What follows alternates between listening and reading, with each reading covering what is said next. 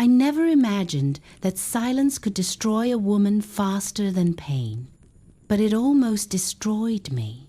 My name is Laura Bennett, and I live in a small town near Brighton, England. When I married Thomas, I believed in his words. He was gentle, charming, and full of promises. Laura, I will protect you. You will never struggle alone, he said. I trusted him. Years later, I learned that promises are easy to make and very hard to keep. Every morning, my alarm rang before sunrise. I jumped out of bed to prepare breakfast, pack lunch, and wake my son Oliver for school. Thomas stayed in bed. I touched his shoulder gently. Thomas, can you help Oliver get ready? He turned his face away and pulled the blanket higher. You do everything better than I do. Let me sleep. Something inside me sank. I rushed to Oliver's room, dressed him, brushed his hair, and packed his school bag. In the kitchen, the toast burned while the clock ticked louder and louder. My hands were shaking. When I looked into the living room, Thomas was sitting on the sofa, scrolling on his phone. Can you at least help Oliver with his shoes? I asked. He didn't look up. Stop shouting, Laura. You're too noisy. That was the moment I broke. Noise? I said. I work, I clean, I cook, I raise our child, and you do nothing. He closed his eyes. I'm tired. Stop talking. Tired of what? He had no job, no responsibility, only excuses. That evening, I served simple pasta for dinner. I was exhausted. Thomas frowned at his plate. Pasta again? Why can't you cook something better? Chicken, maybe? My chest felt heavy. I work all day. I take care of this house and our child, and you complain about food? He hit the table. Don't raise your voice. I am the man of this house. Tears filled my eyes. You are not a man, Thomas. You are just lazy. His face turned red. If you don't like it, then leave. Leave? With a child? Where would I go? The next day, our neighbour, Mrs. Clark, stopped me outside. Laura, you always run alone in the morning. Does Thomas never help you? I forced a smile. He's looking for work. Inside, I felt ashamed. Everyone could see the truth. Another neighbour said quietly, I don't know how you manage everything alone. I wanted to disappear. A week later, my mother visited.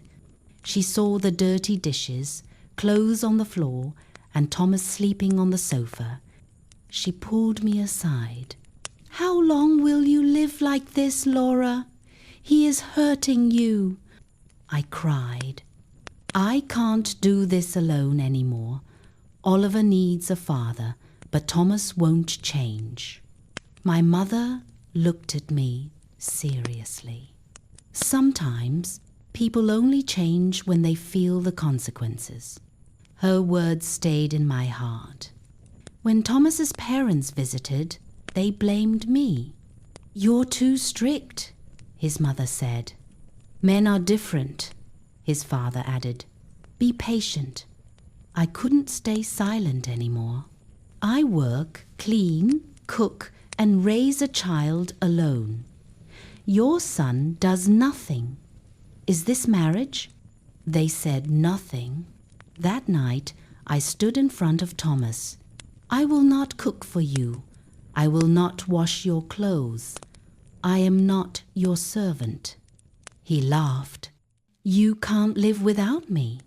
I looked straight at him. No, Thomas, you can't live without me. For 3 days, I cooked only for Oliver and myself. I washed only our clothes. I cleaned only our space. On the fourth day, Thomas had no clean shirt and no food. He came to me quietly. I can't live like this. I kept folding laundry. This was my life for years. His voice shook. I was wrong. I will change. The next week, he found a small job at a local store. It's not much, he said nervously. I smiled. That's all I ever wanted, Effort. Slowly, things changed. He helped with homework. He washed dishes. He cooked sometimes. Still, my heart stayed cautious. I wondered, will this last? One night, the electricity went off. A bill was forgotten. I stayed calm. I can't do everything alone, Thomas. He nodded. I understand. Oliver smiled and said, It's okay, Dad. You're trying. That was enough. One evening, Thomas held my hand. I'm sorry. Thank you for not leaving me. I replied softly, Don't thank me. Thank yourself for finally standing up. This is my story. The story of a woman who refused to stay silent, because silence destroys. But honesty, courage, and effort can save. Life is not easy, but change is possible when people are willing to face the consequences and try.